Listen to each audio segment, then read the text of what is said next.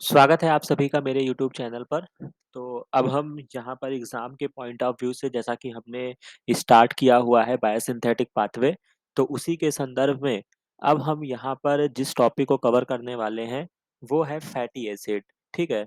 तो fatty acid के लिए हम क्या करेंगे, तो बेसिकली मैं बड़ी बुक लेलिंजर से भी आपको कुछ इम्पोर्टेंट चीज़ों को दिखाऊँगा और इसके अलावा जो हम यहाँ पे कार्य करेंगे, जो हमने इंस्टेंट नोट्स आपको टेलीग्राम चैनल पे बुक प्रोवाइड की है, तो वो काफ़ी अच्छा बुक है इधर आपको समझने के लिए शॉर्ट में जिस तरीके से एग्ज़ाम काफ़ी नज़दीक है, तो हम उसी को अपना बेस मानते हुए आगे बढ़ेंगे, ठीक है? तो यहाँ पे आप देख सकते हैं जो बुक मैंने आपको प्रोवाइड की है वहाँ पे सेक्शन के में आपको जाना है, लिपिड मेटाबॉलिज़्म का पूरा चैप्टर आपको मिल जाएगा। तो इसमें कई पार्ट्स हैं, तो पहले हम structure and roles of fatty acids के बारे में जानेंगे, ठीक है? तो यहाँ पे कुछ की नोट्स दिए होते हैं जो कि अब आप इस बुक से फ़ैमिलियर हो गए होंगे। तो फैटी एसिड पहली बात होते क्या हैं, तो हम यहाँ पे इनको समझ लेते हैं। तो फैटी एसिड जो होते हैं वो लॉन्ग हाइड्रोकार्बन की चेन होती है with terminal carboxylic acid group होता है। कहने का मतलब ये है कि जैसा कि आपने पढ़ रखा होगा कि बहुत सारे ऐसे मॉलिक्यूल्स होते हैं जिसमें मान लीजिए कि आप इस तरीके से जोड़ते चले जाइए कार्बन एटम को CH3 और लास्ट में ले जाके आप सी डबल OH यही तो होता है कार्बोक्सिलिक एसिड। तो इस तरीके से जब आप जोड़ते हैं और जो मॉलिक्यूल बनता है उसको हम क्या बोलते हैं फैटी एसिड बोलते हैं जो कि अभी आपको आगे क्लियर हो जाएगा, राइट? तो वही बात यहाँ पे बताई गई है। इसके बाद आप देख सकते हैं most fatty acid have an even number of carbon atom in an unbranched chain. तो बेसिकली क्या होता है उसमें even number of carbon atoms होते हैं। आप इसको इस तरीके से समझ सकते हैं कि मान लीजिए कि उसमें जो कार्बन नंबर होंगे वो या तो 18 होगा या 20 होगा या 22 होगा, इस तरीके से या 16 जो कि आपका मोस्ट कॉमन होता है, तो इसको हम क्या बोलते हैं इवन बोलते हैं। तो even number of carbon atom वहाँ पे पाए जाते हैं, ठीक है? इसके अलावा जो आपको और चीज़ें यहाँ पे देखनी है, तो saturated fatty acid have no double bond. तो जो क्लासिफिकेशन किया जाता है उसमें सैचुरेटेड होते हैं और अनसैचुरेटेड होते हैं, राइट? तो सैचुरेटेड का मतलब होता है कि जिनके पास डबल बॉन्ड नहीं होता है कार्बन एटम में, उनको हम सैचुरेटेड कहते हैं और जो अनसैचुरेटेड होते हैं उनके पास डबल बॉन्ड होंगे। अब अनसैचुरेटेड 2 टाइप के हो सकते हैं, या तो वो मोनो होंगे और या तो पॉली होंगे। मोनो का मतलब अगर 1 डबल बॉन्ड है तब हम उसको मोनो कहते हैं और जब 2 डबल बॉन्ड होगा तब हम उसको क्या कहेंगे? पॉली बोलेंगे, right? The property of fatty acid depends upon the chain length and the number of double bond. तो ये आपने पढ़ा होगा कि ऐसे क्वेश्चंस आपको एग्जाम में देखने को मिले होंगे जहां पर उनकी मेल्टिंग पॉइंट और फ्लूइडिटी वगैरह को लेकर वहां पे पूछते हैं, तो वो जो प्रॉपर्टी निकल के आती है वो डिपेंड करती है उनकी चैन लेंथ और कितने उसमें डबल बॉन्ड हैं, ठीक है? तो अभी केवल आप इंट्रोडक्टरी पार्ट स्टार्ट हुआ है, तो आप केवल इतनी बात जानिए, बाकी आगे चल के कैसे वो फ्लूइडिटी पर अपना इफ़ेक्ट डालते हैं, हम उस चीज़ को भी डिटेल में समझ लेंगे, ठीक है? तो ये इम्पोर्टेंट चीज़ मैंने आपको बता दी है। अब यहाँ पर आप देख सकते हैं कि नोमेनक्लेचर एक इम्पोर्टेंट चीज़ होती है जिसमें हम इनका नोमेनक्लेचर करते हैं, तो वो हम कैसे करते हैं, उसको भी हम यहाँ पे समझ लेते हैं।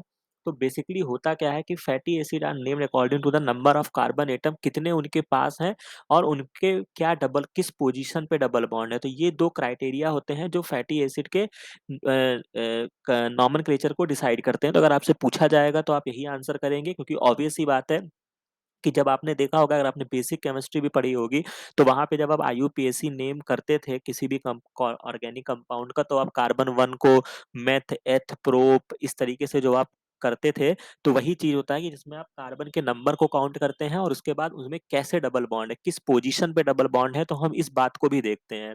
Some of the more common fatty acid जैसे मैंने आपको बताया कि पाल्मिटेट होता है जिसमें 16 कार्बन होते हैं, ठीक है? इस तरीके से अगर आपसे एग्ज़ाम में पूछा जाएगा कि इसका मतलब क्या है, तो 16 लिखा जाता है, वो कार्बन की संख्या है और इसके बाद यहाँ पे 0 जो मेंशन किया जाता है कि यानी इसमें कोई भी डबल बॉन्ड नहीं है, राइट? इसी तरीके से जो 18 कार्बन होता है, वो स्टेरेट होता है। ये सब लर्न करने वाली चीज़ें हैं, इसी वजह से मैं आपको बहुत ही टाइम रहते पढ़ा रहा हूँ ताकि आप इसको डेली रिकॉल करते रहिएगा। तो 2 आपके मेन होते हैं जो कि आपके सिस्टम में जो ज़्यादा होता है वो पाल्मिटेट के फॉर्म में बनते हैं। फिर स्टेरेट भी होता है, ओलिएट होते हैं जिसमें 1 डबल बॉन्ड होता है, लिनोलेट में 2 डबल बॉन्ड होते हैं और लिनोलिनेट में 3 डबल बॉन्ड होते हैं। तो इस तरीके से आपको थोड़ा-सा मेमोराइज़ करना पड़ेगा और अर्कडोनेट होता है जिसमें 4 डबल बॉन्ड होते हैं और कार्बन संख्या 20 होती है। ठीक है? तो यहाँ पे मैं आपको बता देता हूँ कि अर्कडोनेट एसिड जो होता है वो बहुत ही इम्पोर्टेंट आपका रोल प्ले करता है। ठीक है? एग्ज़ाम में ये बहुत ज़्यादा क्वेश्चन एग्ज़ाम में पूछे गए हैं, तो इसको आप याद रखिएगा। अराकिडोनिक एसिड को याद रखिएगा कि कितने डबल बॉन्ड होते हैं, तो इसमें 4 डबल बॉन्ड होते हैं, ठीक है? बाकी मैं इसका पोज़ीशन वगैरह भी आपको दिखा दूँगा अभी, ठीक है? तो आपको ये चीज़ें आपको रिमाइंड रखनी है, ठीक है? अब इसके बाद जो आपको ध्यान रखना है, double bond in the fatty acid, तो जो यहाँ पे डबल बॉन्ड होते हैं फैटी एसिड में, अगर हम उसकी बात करें, जो कि आप यहाँ पे देख सकते हैं। तो जो डबल बॉन्ड होते हैं वो हमेशा सिस कॉन्फ़िगरेशन में होते हैं, ठीक है? तो ये सिस और ट्रांस ये बायोलॉजिकल सिस्टम में या केमिस्ट्री में आपने पढ़ा होगा, तो जो फ़ेवरेबल होता है वो सिस होता है, ठीक है? सिस अच्छा होता है, ट्रांस जो होता है वो सिस्टम के लिए नहीं सही होता है, ठीक है? तो डबल बॉन्ड जो बेसिकली यूजुअली पाए जाते हैं वो सिस कॉन्फ़िगरेशन में होते हैं। इसके बाद फैटी एसिड क्या-क्या रोल प्ले करते हैं, तो fatty acid have 4 major biological role इनके पाए जाते हैं। ये कंपोनेंट ऑफ मेम्ब्रेन में होते हैं, जैसे ग्लिसरोफॉस्फोलिपिड या स्फिंगोलिपिड्स के फॉर्म में होते हैं। मतलब प्लाज्मा मेम्ब्रेन आपकी क्या है? लिपिड और प्रोटीन की बनी बाइलेयर है, ठीक है? मैं इसको थोड़ा-सा आपको और डिटेल में अगर इसको मैं समझाना चाहूँ, तो आपने ये पढ़ा होगा ना कि प्लाज्मा मेम्ब्रेन जो होती है, ठीक है? अगर हम प्लाज्मा मेम्ब्रेन की बात करें तो ये क्या होता है? लिपिड एंड प्रोटीन की क्या होती है? बाइलेयर होती है, ठीक है? तो प्रोटीन के बारे में तो आपको पता ही है, तो जो लिपिड मॉलिक्यूल होगा वो कौन होगा? तो जो लिपिड मॉलिक्यूल होते हैं उसमें बहुत सारे स्फिंगोलिपिड, ग्लिसरोलिपिड होते हैं जो प्लाज्मा मेम्ब्रेन की या तो उसमें अटैच होंगे या सरफेस पे लगे होंगे, तो इनका जो बेसिक कार्य होता है वो ये कार्य करते हैं, ठीक है? तो ये आपको समझ में आ गया होगा। इसके बाद several proteins are covalently modified by the fatty acid, बहुत सारे प्रोटीन के मॉडिफिकेशन में ये हेल्प करते हैं। इसके बाद ये एनर्जी स्टोर का कार्य करते हैं, फ्यूल मॉलिक्यूल होते हैं, ट्राई एसाइल ग्लिसरॉल के फॉर्म में होते हैं, तो ये भी मैं आपको यहाँ पे थोड़ा-सा बताते हुए चल रहा हूँ कि आपके जो एनर्जी रिजर्वायर फूड्स होते हैं, अगर आपने कभी इसको देखा होगा, तो 3 मॉलिक्यूल होते हैं, फैट, प्रोटीन, कार्बोहाइड्रेट, ठीक है? तो मैं आपको बता देता हूँ, जैसे कि आपको मैंने वो टर्म नहीं याद कराया था, नाम बड़े और दर्शन छोटे, तो यहाँ पर क्या होता है कि जिस तरीके से इसकी स्पेलिंग सबसे छोटी है, तो अगर आप एनर्जी कैलोरी के फॉर्म में अगर आप बात करते हैं, तो कार्बोहाइड्रेट से एप्रॉक्स 4 कैलोरी की एनर्जी आपको बर्न करने पर मिलती है। 4 किलो कैलोरी या कैलोरी ऐसे कुछ होता है, उसको गूगल पे देख लीजिएगा। और प्रोटीन के केस में भी 4.5 होता है, लेकिन सबसे ज़्यादा जो मिलता है, वो फैट से हमें मिलता है, जो एप्रॉक्स 9 के एप्रॉक्स होता है। ठीक है? तो इस वजह से जो फैट होता है वो आपका रिज़र्वायर ऑफ द फ्यूल होता है, जिससे सबसे ज़्यादा एनर्जी आपको मिलती है जब भी फैट का ब्रेकडाउन करते हैं तो एनर्जी जो होती है वो काफ़ी ज़्यादा रिलीज़ होती है, राइट? तो आपने ये भी पढ़ा होगा ना, जो beta oxidation of fatty acid करते हैं तो वहाँ पे अगर आप जाके देखेंगे, कैलकुलेट करेंगे तो काफ़ी ज़्यादा एटीपी का गेन होता है। तो ये इम्पोर्टेंट पॉइंट मैंने यहाँ पे क्लियर कर दी है, जो आप मेमोराइज़ रखेंगे अपने एग्ज़ाम पॉइंट ऑफ व्यू से। ठीक है? अब जो यहाँ पे इम्पोर्टेंट चीज़ है, फैटी एसिड और क्या कार्य करते हैं, derivatives serve as a hormone and intracellular secondary messenger भी जो होते हैं, वो आपके फैटी एसिड ही होते हैं। जो आपको मैंने सेल सिग्नलिंग में पढ़ाया था ना, पीआईपी2 जो ब्रेक हो रहा था, ठीक है? पीआईपी2 बन रहे थे या आईपी3 बन रहे थे, तो वो सब क्या है, फैटी एसिड के कंपोनेंट है। तो आप यहाँ पे देख सकते हैं कि कितना इम्पोर्टेंट और की रोल ये प्ले करते हैं, तो अब आपको यहाँ पे समझ में आ रहा होगा, ठीक है? अब जो यहाँ पर और इम्पोर्टेंट चीज़ें जो आपको ध्यान रखनी है, प्रोस्टाग्लैंडिन के बारे में बताया गया है कि प्रोस्टाग्लैंडिन्स एंड अदर इकोसोनाइड्स ये भी इसी फैटी एसिड के फैमिली में आते हैं, ठीक है? इसमें जो इकोसोनाइड में 3 होते हैं, प्रोस्टासाइक्लिन, ये जो मैंने आपको एस्पिरिन वाली स्टोरी बताई थी कि जो प्रोस्टाग्लैंडिन होते हैं, जो पेन प्रोड्यूस करते हैं, मैंने आपको लर्न कराया था, ठीक है? तो ये वही चीज़ है, तो ये इकोसोनाइड्स फैमिली में आते हैं, ठीक है? इसमें प्रोस्टासाइक्लिन होता है, जो पेन के लिए रिस्पॉन्सिबल होता है, थ्रोम्बोक्सिन, ये आपको नाम से ही स्पष्ट हो रहा होगा कि थ्रोम्बिन प्रोटीन, प्रोथ्रोम्बिन आपने ब्लड क्लॉटिंग में पढ़ा होगा, ठीक है? तो ये जो होते हैं वो ब्लड क्लॉट्स में रोल करते हैं, और ल्यूकोट्राइन्स, तो इसमें भी आपको ल्यूकोसाइट्स का नंबर दिख रहा होगा, नाम जैसा दिख रहा है, तो ये आपको याद रखना है। और ऐसे एग्ज़ाम में पूछे जाते हैं कि टाइप 1 हाइपर सेंसिटिविटी, ऐसे ही सीएसआईआर में क्वेश्चन पूछा गया था। ठीक है? तो थोड़ा-सा वो कॉम्प्लेक्स करते हैं, तो आपको वहाँ पे फिर डब्ल्यूबीसी इस तरीके से आईजीई वगैरह आपको नहीं दिया जाएगा, तो वहाँ पे ल्यूकोट्राइन्स वगैरह सिक्रीट होते हैं, तो ये आपको याद रखना होगा। ठीक है? डेराइव्ड फ्रॉम अराकिडोनिक एसिड, कार्बन 20 के डेरिवेटिव होते हैं, these compound all act as a local hormone का भी कार्य करते हैं। एस्पिरिन, ये फिर वही बात, जहाँ-जहाँ पर प्रोस्टाग्लैंडिन की बात आएगी, ये आपको याद रखना है, आईसीएमआर वगैरह एग्ज़ाम में ये पूछा गया है, जो कि इन्फ्लेमेशन को इनहिबिट करता है, जो कि प्रोस्टाग्लैंडिन सिंथेस एंजाइम को डिस्टर्ब करता है, the enzyme that catalyse the first step in the prostaglandin synthesis. तो अब यहाँ पे इतनी सी बात आई है, तो जैसा कि आपको पता है कि मैं बहुत सारी एडिशनल इन्फॉर्मेशन आपको देता रहता हूँ, तो यहाँ पे मैं एक चीज़ और आपके लिए जोड़ना चाहूँगा कि आप यहाँ पे देख सकते हैं कि यहाँ पे जो प्रोस्टाग्लैंडिन, हालाँकि हम जब बायोसिंथेटिक शुरू किया है, तो हम इसकी भी पूरी चीज़ों को डिटेल में देख लेंगे। बट मैं आपको बता देता हूँ कि जब इसकी बायोसिंथेसिस स्टार्ट होती है, तो एक एंजाइम होता है साइक्लोऑक्सीजिनेज़, ऑक्सीजिनेज़, ठीक है? तो ये यही एंजाइम होता है जो आपके जो एस्पिरिन वगैरह होते हैं, वो पर्टिकुलर इस एंजाइम को क्या करते हैं, इन्हिबिट करते हैं। तो ये बहुत ज़्यादा इम्पोर्टेंट पॉइंट है जो एग्ज़ाम में क्वेश्चन पूछा गया है। और इसके अलावा एक और ये एंजाइम है, ठीक है? इसकी जो ख़ास बात ये है कि इसको हम क्या बोलते हैं, सुसाइड एंजाइम बोलते हैं, ठीक है? तो जब एंजाइम का चैप्टर आएगा तो हम वहाँ पे इन चीज़ों को डिटेल में पढ़ेंगे कि सुसाइड एंजाइम और सुसाइड इन्हिबिटर वगैरह क्या होते हैं। बेसिकली ये एक बार प्रोसीड होते हैं, फिर उसके बाद ये नष्ट हो जाते हैं, ठीक है? तो ख़ैर ये एक अलग स्टोरी है, बट अगर आपसे एग्ज़ाम में पूछा जाएगा कि कौन-सा which one of the following is the suicide enzyme, तो ये साइक्लोऑक्सीजिनेज़ का आप नाम लेंगे। इसके अलावा एक एंजाइम और होता है, ठीक है? तो वो आप डीएनए रिपेयर सिस्टम में पढ़ते हैं, मैं आपको हिंट दे देता हूँ, बाकी अभी टाइम काफ़ी है, तो आप उसको मेरे को कमेंट सेक्शन में बताइएगा, अन्यथा मैं उसको जो होगा, मैं उसको क्या करूँगा आपको बाद में मैं आगे के लेक्चर में आपको बताऊँगा। बट आपको ये याद रखना है कि जो आपका सुसाइड एंजाइम होता है, वो आपको इस बात को हमेशा आपको याद रखना होगा, ठीक है? तो ये इम्पोर्टेंट चीज़ आपके लिए हो गई है, ठीक है? अब हम यहाँ पर जो और चीज़ों को देखने वाले हैं, वो यहाँ पर आप देख सकते हैं, यहाँ पे थोड़ा-सा हम डिटेल में पढ़ाई करेंगे, ठीक है? A fatty acid consist of hydrocarbon की चेन होगी, टर्मिनल पे कार्बोक्सिलिक एसिड होगा, कोई कन्फ्यूज़न नहीं। Most fatty acid found in the biology में क्या होते हैं, इवन नंबर में होते हैं और अनब्रांच्ड चेन होती है, ठीक है? Chain length usually range from 14 से 24 कार्बन तक की पाई जाती है, जिसमें से मोस्ट कॉमन मैंने आपको 16 और 18 बता दिया है। अगर आपसे एग्ज़ाम में पूछा जाएगा तो आप 16 को टिक करेंगे। सैचुरेटेड फैटी एसिड क्या होते हैं? It's chain saturated with hydrogen atom, this give the general formula. तो अगर आपसे फार्मूला पूछा जाएगा तो ये इस तरीके का फार्मूला बनता है। टर्मिनल पे कार्बोक्सिलिक एसिड होता है, एन जो होता है वो इवन नंबर ही माना जाता है, ऑड रेयर ही होते हैं। ठीक है? मोनो अनसैचुरेटेड जो होते हैं, वो उसमें डबल बॉन्ड पाया जाएगा और पॉली अनसैचुरेटेड जो होते हैं, उसमें बहुत सारे 2 से ज़्यादा डबल बॉन्ड पाए जाते हैं। Double bond in poly unsaturated fatty acid are separated by at least 1 methylene group होता है।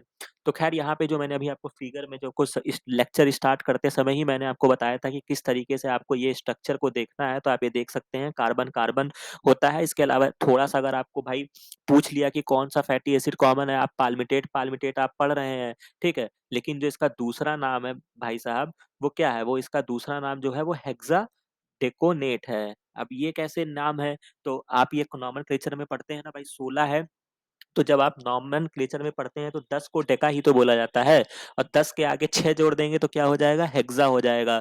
तो ये बात आप याद रखिएगा, नहीं तो हेक्साडेका में करके दे दिया तो आप क्वेश्चन छोड़ के चले आओ। तो ऐसी चीज़ें नहीं करनी है, ठीक है? बहुत समझदारी से देखिएगा। इसके बाद पाल्मिटोलेट का एक और भी होता है, अगर इसमें एक डबल बॉन्ड पाया जाता है, जो कि आप 9th पोज़ीशन पे यहाँ पे मेंशन किया हुआ है, जो कि आप देख सकते हैं बहुत ही आसानी से, ठीक है? तब हम इसको क्या बोलते हैं, पाल्मिट्यूलेट बोलते हैं, ठीक है?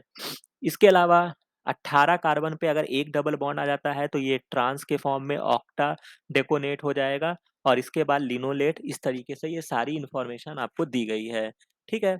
तो यहाँ पर आपको ये सारी चीज़ें याद रखनी होंगी, ठीक है? इसके बाद the property of the fatty acid depend upon their chain length and number of double bond, ठीक है? ये कैसे डिपेंड करता है ये हम आगे समझेंगे, बट आपको इतना ध्यान रखना है कि जो उसकी चैन की लेंथ होती है और नंबर ऑफ डबल बॉन्ड जो होता है वो उसका फैक्टर डिसाइड करता है। थोड़ा-सा यहाँ पे बताया गया है कि Salter chain fatty acid have lower melting temperature. Melting temperature का मतलब क्या है कि अगर उनको हमें मेल्ट करना है तो मान लीजिए टेम्परेचर जो हमें देना होगा, तो ऑब्वियस सी बात है अगर चैन लेंथ छोटी है तो हमें कम टेम्परेचर देना होगा। मान लीजिए 2 2 कार्बन की चैन लेंथ है तो आप कम टेम्परेचर में उसको पिघला देंगे ना। अगर वही 20 कार्बन का होगा तो थोड़ा-सा तो वो टाइम एक्स्ट्रा लेगा ही। तो इसमें कोई समझने वाली बात नहीं है, बहुत ही सिंपल कॉन्सेप्ट है जो मैंने आपको बता दिया। जो कि लॉन्गर चेन की जो होती है वो ज़्यादा होगी। Unsaturated fatty acid have lower melting temperature than saturated fatty acid. अब ये कैसे होती है अगर सेम लेंथ की है, तो इसको थोड़ा-सा आपको मैं समझा देता हूँ और समझने के लिए आपको क्या करना है कि मान लीजिए कि आपका जो अनसैचुरेटेड है, तो अनसैचुरेटेड में क्या होगा, अनसैचुरेटेड जो होगा, उसमें क्या होगा, उसमें डबल बॉन्ड होगा। डबल बॉन्ड का मतलब नॉन कोवैलेंट इंटरेक्शन हो जाएगा, ठीक है? या हो सकता है कि उसमें ट्रिपल बॉन्ड हो या कुछ भी हो, तो क्या होता है कि उसको तोड़ना थोड़ा और आसान हो जाता है compare to single double bond. Single bond जो होता है यानी कि ये क्या होगा, प्योर कोवैलेंट कैरेक्टर होगा, ठीक है? तो आपको इस तरीके से आप इसको समझ सकते हैं, ये प्योर कोवैलेंट बॉन्ड होता है, ठीक है? तो यानी कि जिसमें सिंगल बॉन्ड होगा, उनका मेल्टिंग टेम्परेचर जो होगा वो ज़्यादा होगा, ठीक है? क्योंकि आपको इसको तोड़ने के लिए ज़्यादा एनर्जी देनी पड़ेगी, ठीक है? अगर आप इस तरीके से कभी आपने चार्ट भी देखा होगा, अगर सारे बॉन्ड्स का अगर आप करें, तो कोवैलेंट की जो एनर्जी होती है वो ज़्यादा होती है, नॉन कोवैलेंट की जो होती है वो कम होती है। बट सिस्टम में ये बहुत इंपॉर्टेंट कॉन्सेप्ट मैं आपको बता रहा हूँ, ध्यान से समझ लीजिएगा। लेकिन जो सिस्टम में चीज़ें होती हैं वो नॉन कोवैलेंट से ही बनती हैं। अब आप पूछेंगे ये कौन-सी बात कर रहे हो भाई? देखिए भाई, तो बात यहाँ पे ये होती है कि अगर आपने कभी एंजाइम में बॉन्ड देखे होंगे, एंटीजन एंटीबॉडी का इंटरेक्शन देखा होगा, ठीक है? कुछ भी आप उठा लीजिए, एंजाइम सब्सट्रेट ले लीजिए या जो भी ले लीजिए, वहाँ पे हमेशा क्या होता है, नॉन कोवैलेंट होता है। तो कहने का मतलब आप इसको इस तरीके से समझ सकते हैं, मान लीजिए कोवैलेंट में क्या है कि 20 किलो जूल एनर्जी आपको मिल रहा है या लगाना पड़ रहा है, जैसे भी आप इसको समझना चाहें। नॉन कोवैलेंट में क्या है कि मान लीजिए कि ये 2 किलो जूल है, ठीक है? देखा जाए तो ये इससे कम है, काफ़ी कम है, लेकिन जब क्या है कि सिस्टम ने अगर एक कोवेलेंट बॉन्ड बनाया तो उसको केवल 20 किलो जूल की एनर्जी दिखी, ठीक है? लेकिन नॉन कोवेलेंट में क्या है, आपने बहुत सारे नॉन कोवेलेंट इंटरेक्शन कर दिए उसमें, हाइड्रोफोबिक भी हो गया, हाइड्रोजन हो गया, तो क्या होता है आपने पढ़ा होगा ना, बूँद-बूँद से घड़ा भरता है, ठीक है? बूँद-बूँद से घड़ा भरता है, तो वही वाली स्टोरी यहाँ पर आ जाती है कि जब ये बहुत सारे नॉन कोवेलेंट इंटरेक्शन जो हो जाते हैं ना, उनका जो एनर्जी होती है वो एक्सीड कर जाएगा। मान लीजिए कि 10 है और आपके सिस्टम ने 50 नॉन कोवैलेंट बॉन्ड बना दिए, तो 50 को 2 से मल्टीप्लाई करोगे तो क्या हो जाएगा? 100 हो जाएगा जो कोवैलेंट से ज़्यादा है, राइट? तो ये इम्पोर्टेंट चीज़ है, बट एनर्जी तो ज़्यादा हो गई लेकिन तोड़ने में भी आसानी होती है, ठीक है? तो बस यही सब मोटी-मोटी कॉन्सेप्ट है जो यहाँ पे बताया गया है, ठीक है? आई होप थोड़ा बाउंस कम किया होगा। ठीक है? तो ये इम्पोर्टेंट चीज़ हो जाती है, तो जैसे यही बात लिखी है कि unsaturated fatty acid have lower melting temperature than saturated fatty acid. Same chain length, अगर एक ही चेन लेंथ के कार्बन है, तो जिसमें डबल बॉन्ड होगा, उनका मेल्टिंग टेम्परेचर कम होगा कंपेयर टू सैचुरेटेड के। While the corresponding poly unsaturated fatty acid उनका और कम होगा क्योंकि उसमें और ज़्यादा बॉन्ड लगे हुए हैं, ठीक है? तो ये आपको याद रखना पड़ेगा।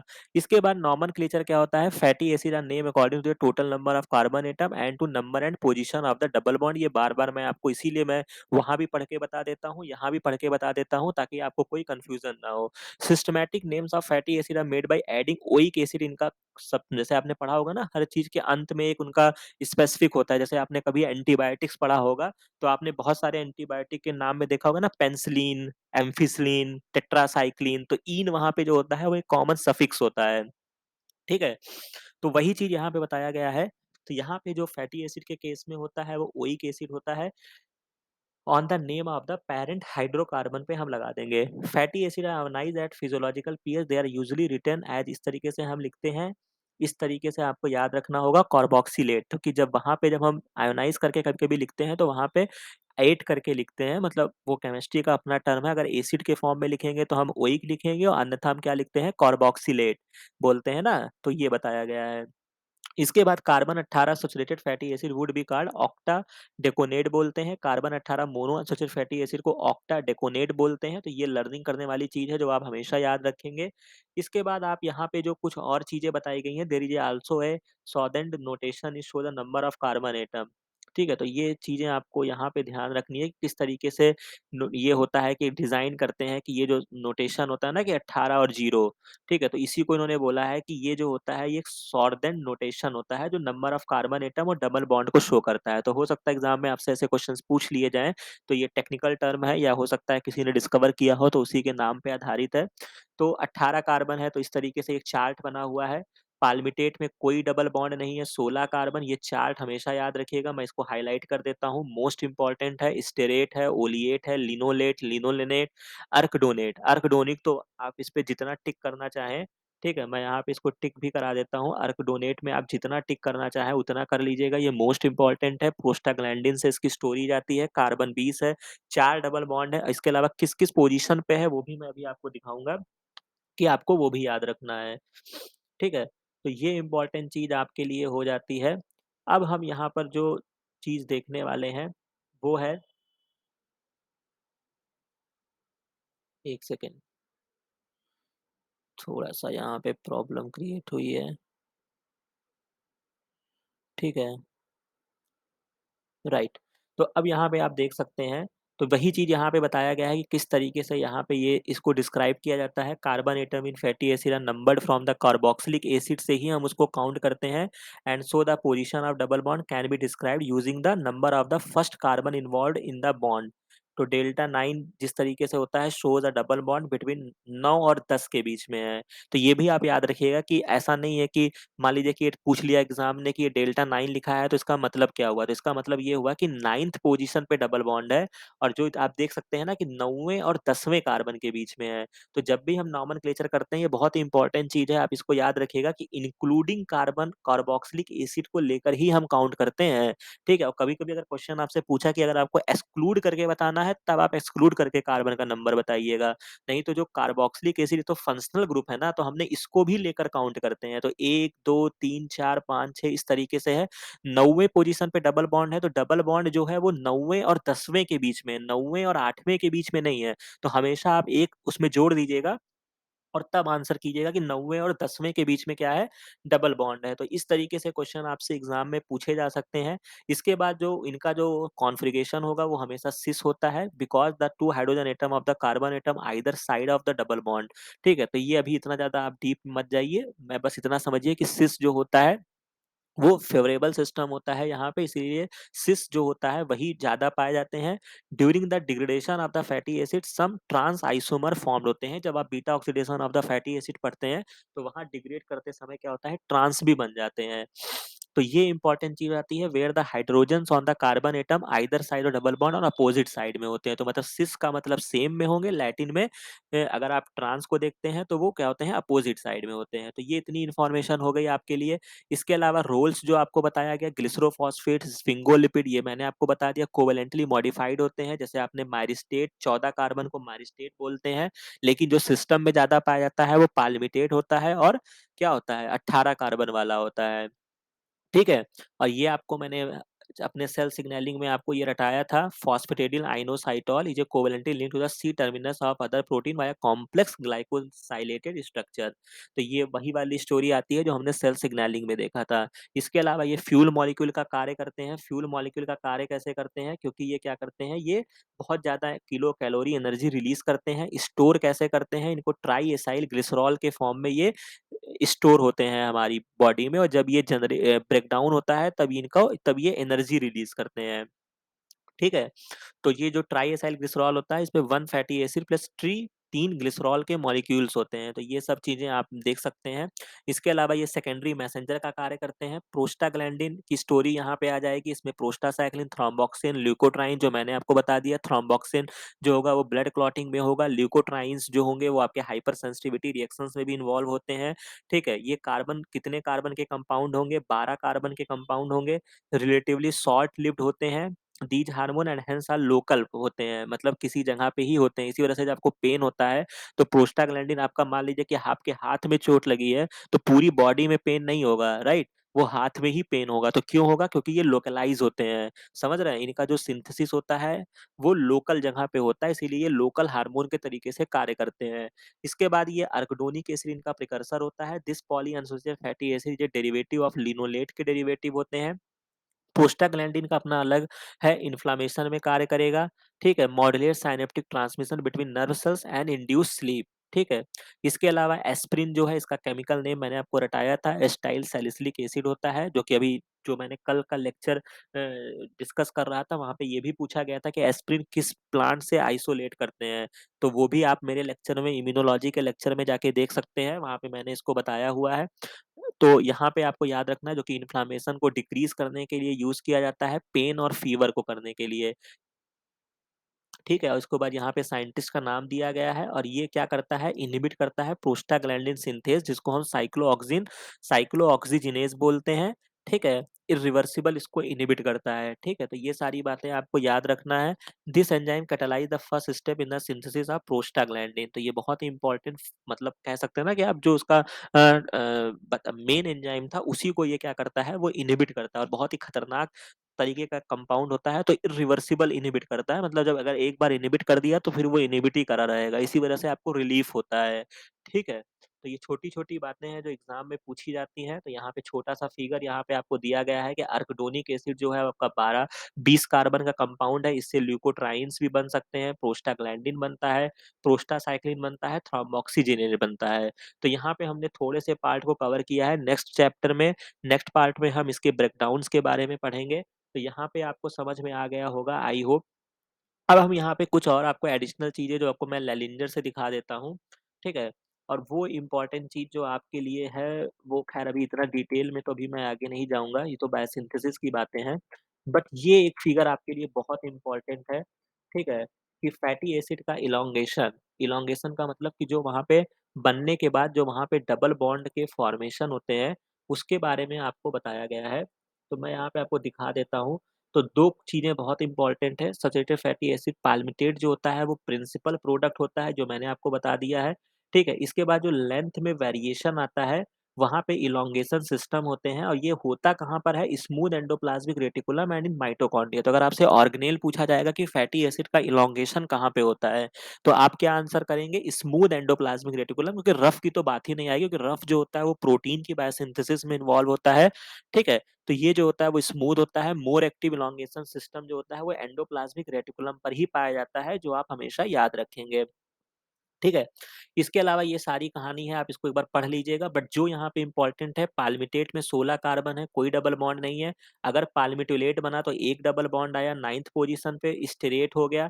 फिर ओलिएट में 1 डबल बॉन्ड है 9th पोज़ीशन पे, लिनोलेट में 9-12, ठीक है? फिर 1 डबल बॉन्ड 9-12-15। और ये जब आप यहाँ पे आते हैं, अर्किडोनिक एसिड में जब आप आते हैं, तो ये 20 में 4 डबल बॉन्ड है, लेकिन किस-किस पोज़ीशन पे है? तो ये भी एग्ज़ाम में पूछा गया है। तो 5, 8, 11, 14, ठीक है? अब इसको आप थोड़ा-सा जैसे भी हो सके आप इसको रिकॉल करिएगा, बट ये बहुत ही इम्पोर्टेंट ये चार्ट है, जहाँ से क्वेश्चन एग्ज़ाम में पूछे गए हैं।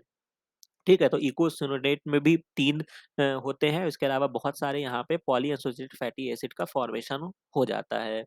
ठीक है? तो ये इम्पोर्टेंट चीज़ें होती हैं, बाकी जब हम इसकी बायोसिंथेसिस पढ़ेंगे तो हम इसको और भी आपको यहाँ पे दिखाएँगे। बाकी ये सेपरेट यहाँ पे आपको देख सकते हैं कि इसको थोड़ा-सा छोटा ही करना पड़ेगा। ठीक है? यहाँ पे सेपरेट में आपको ये इकोसोनाइट्स के बारे में, प्रोस्टाग्लैंडिन का आपको ये पूरा मिल जाएगा कि एस्पिरिन कैसे कार्य करता है। ठीक है? तो यहाँ पे आपको देखने को मिल जाएगा। ल्यूकोट्राइन्स जो होते हैं, ये भी आपको उसी तरीके से कार्य करते हैं। ठीक है? जो मैंने अभी आपको बताया ल्यूकोसाइट्स में होते हैं, इसी वजह से इनका नाम वहाँ से डिराइव्ड हुआ है। ठीक है? तो ये सारी इन्फॉर्मेशन है, हालाँकि हम इसको देख लेंगे आगे चल के। ठीक है? ये जो मैं एस्पिरिन की स्टोरी बता रहा था, साइक्लोऑक्सीजिनेस वो यहाँ पे लिखा है। ठीक है? एस्पिरिन जो यहाँ से कैसे यहाँ पे डिस्कवर हुआ।